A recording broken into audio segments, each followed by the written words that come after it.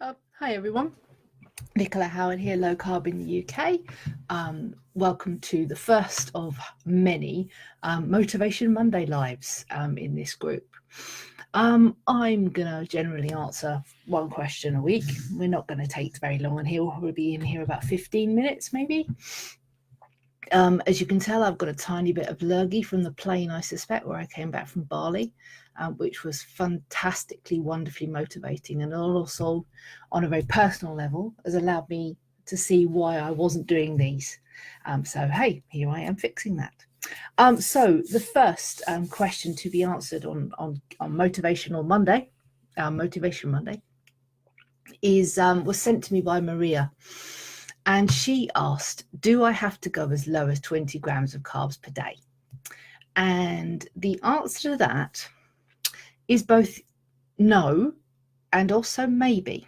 The reason why I say no is because if you've read my book, which is called How to Do Low Carb UK Style, and I'll post the link into the comments when I'm finished this live, to my book, is the reason I say no is because I believe that it is unhelpful to stay as low as 20 grams a day for most people.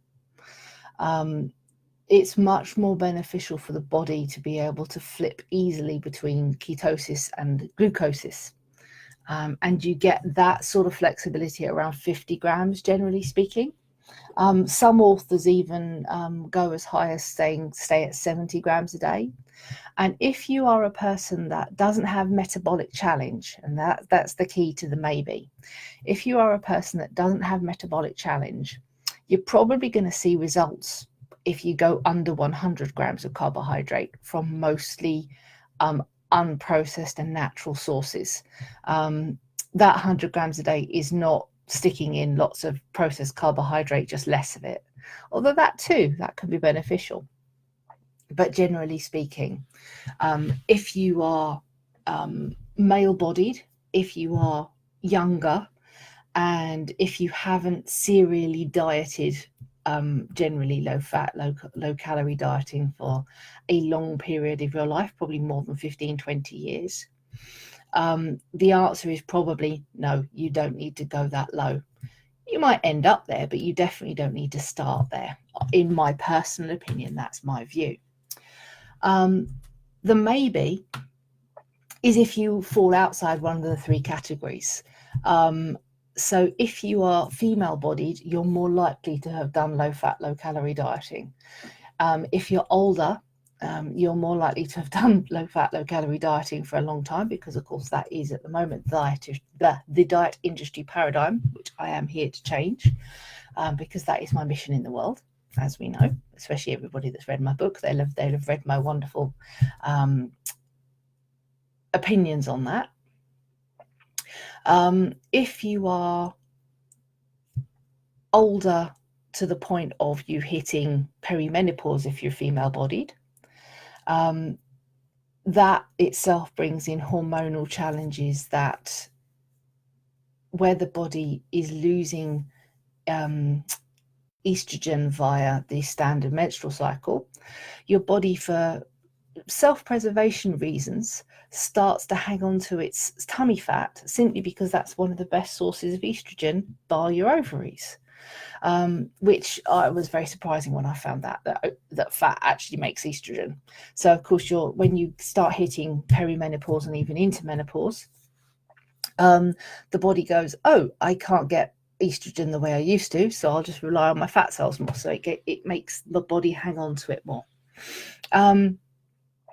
And also anybody, male body or female body, that of course has any form of metabolic challenge. So we're talking thyroid problems, we're talking diabetes, which is normally caused by diabetes type 2, not type 1. We're talking somebody that's been probably eating the standard diet, which has caused the cascade that leads to diabetes, heart disease, Alzheimer's, cancer, and dyslipidemia, and the other one I can't remember. I know I wrote about it in my previous blog article, or my recent blog article. Again, I'll pop a link to that in the description or in the comments when I'm done, seeing as I'll pop links as I think about them into it. So if you've got diabetes, if you've got cancer, if you've got anything that is generally body disorder that has been caused by a previously higher carbohydrate diet, you may well find that you're going to have to go as low as 20 grams of carbohydrate, simply because being ketogenic in these instances is more beneficial to the body. You may find that you can start off at much more liberal 50 grams, which is what I prescribe for most people when they start. But but definitely people with diabetes, especially, can definitely, if it's type 2, put their diabetes into remission by restricting carbohydrate to way less than 50. My favorite author on this subject is Dr. Bernstein, and he recommends going to 30 grams. I don't know what Dr. Jason Fung's limits are actually, but he is all about limiting your carbohydrate and intermittent fasting, as to help your body clear out its pancreatic fat and its fatty liver problems. But generally speaking, so to answer the question, do I have to go as low as 20 grams of carb a day? As I say, for most people, no. For some people, maybe, and that does depend on your body. Some people, of course, will believe that 20 grams a day will make them go faster.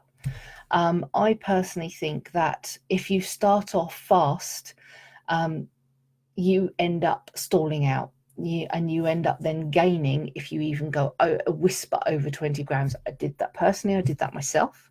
So I'm relying on an N=1 study, N being me, where back in, oh God, when was it? 2006? 2004. I was eating probably around 40 grams of carbohydrate on some days, but 20 on most days, and I was gaining. And that was because of A, I was eating way too much non-optimal and suboptimal foods that were low carb but were not good for my body, and B, I was also doing shift work and I had various other disruptions going on. And other people may well find that they are in a similar boat if they've started at 20 and stayed there.